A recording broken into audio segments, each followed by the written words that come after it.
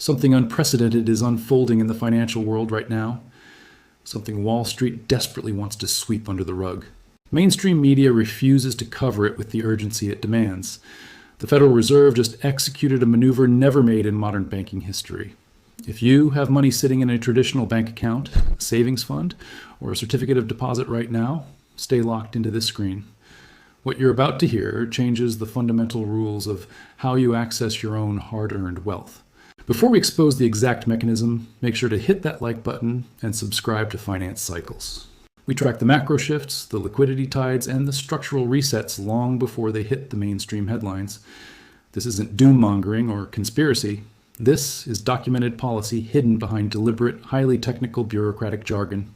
If you look at the Federal Reserve's official liquidity stress management directives and internal circulars, the proof is right there in black and white. The Fed has quietly activated what they call emergency liquidity restrictions. The technical phrasing sounds dry on purpose, so you tune out. But let's cut through the smoke. They have essentially put a soft freeze on how capital moves out of the banking system. The doors aren't completely slammed shut yet, but the very first domino in a massive system-wide cascade has officially been knocked over.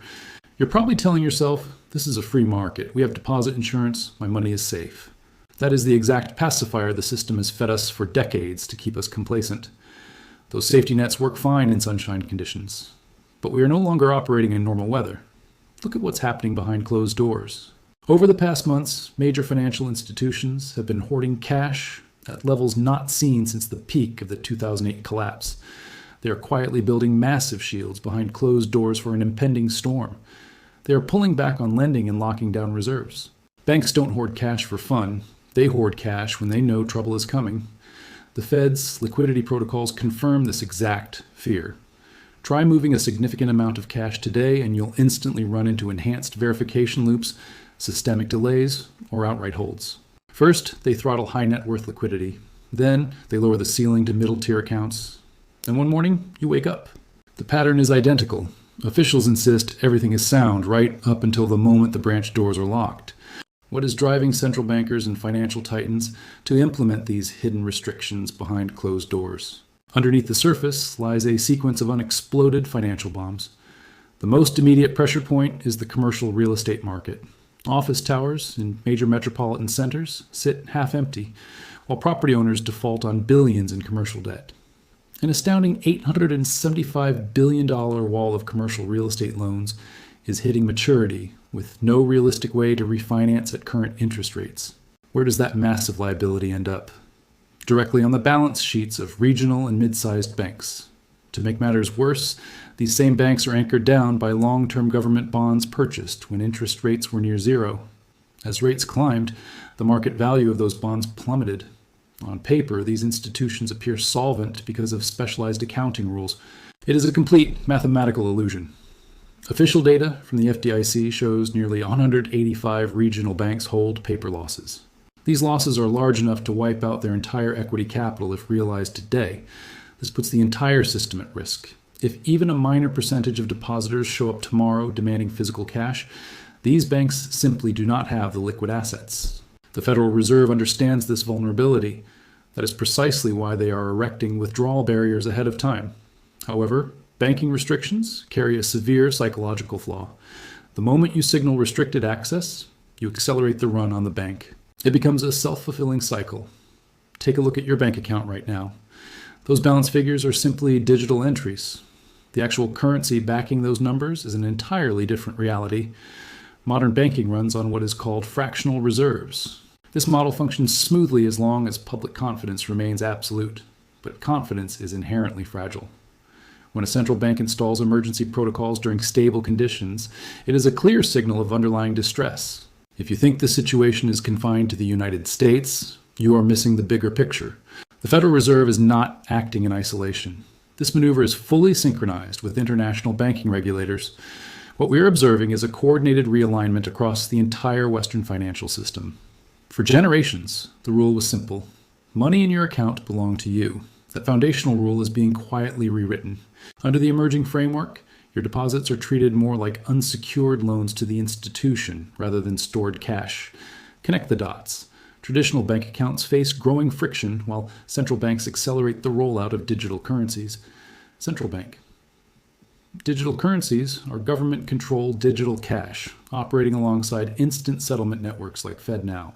Restricting access to physical cash creates a closed loop where every financial transaction can be monitored and tracked. A CBDC redefines the nature of money. It grants authorities direct programmable control over your purchasing power. They can attach expiration dates to your funds to force immediate spending or restrict what specific goods you are permitted to buy. They can implement negative interest rates or freeze your entire account instantly with a single button, bypassing the courts.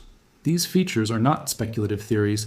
They are detailed in policy papers by central bank officials as functional benefits. This shift will happen through incremental normalization. The moment moving your own money requires regulatory approval, the precedent is established. Emergency measures inevitably become standard operating procedure. Stay informed and prepare for the transition. Behind these structural shifts lies a fundamental mathematical reality. Central banks are trapped in an inescapable debt spiral. Inflation continues to erode the purchasing power of fiat currencies. Yet central banks cannot maintain elevated interest rates without fracturing the underlying financial system. The cracks are already visible. The collapses of Silicon Valley Bank, Signature Bank, and First Republic were early warnings of systemic fragility. To prevent widespread insolvency, authorities routinely deploy emergency credit facilities to quietly bail out struggling institutions behind closed doors. But this creates a self-defeating loop. Every dollar created to backstop failing bank balance sheets dilutes the currency even further. The system requires ever-increasing amounts of debt just to service existing debt. When it approaches its limit, circuit breakers must be installed. Emergency withdrawal restrictions are precisely those circuit breakers. Think about how major financial crises unfold throughout history. The pattern is always the same. Stage 1, official denials. Authorities assure the public that the financial system is sound and resilient. Stage 2, targeted friction. Administrative delays, extra verification steps, and caps are placed on high-value transactions.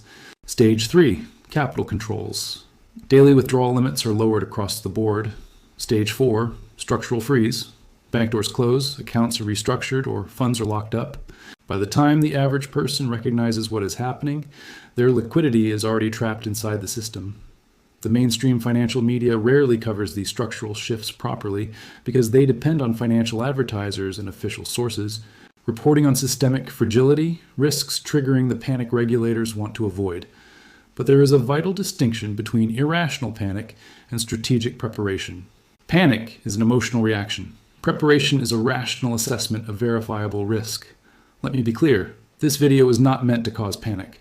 The goal is to help you see the warning signs early so you can be prepared. So, how do you navigate a monetary system designed to restrict liquidity? You follow the playbook of smart money. Diversify out of single-point failure risks. The fundamental mistake is assuming wealth in a single bank is safe. In a systemic event, your balance is merely an entry on an institution's ledger. Step 1. Eliminate single bank risk. Avoid keeping all your liquid capital in one bank.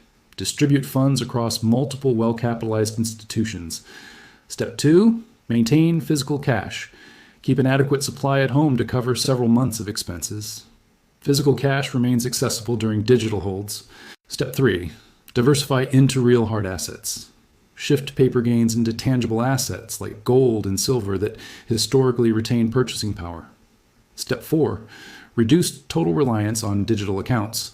Ensure you have alternative trade means that don't rely 100% on a functioning commercial bank network. The rules of global finance are being rewritten. The Fed's liquidity measures and the push toward programmable digital currencies are indicators of a major realignment. Real preparation happens long before the crowd realizes the doors are closing. If you found value in this, subscribe to Finance Cycles. Drop a comment below and let us know, how are you structuring your assets to navigate these emerging banking restrictions? Stay vigilant, stay diversified, and keep watching the cycles.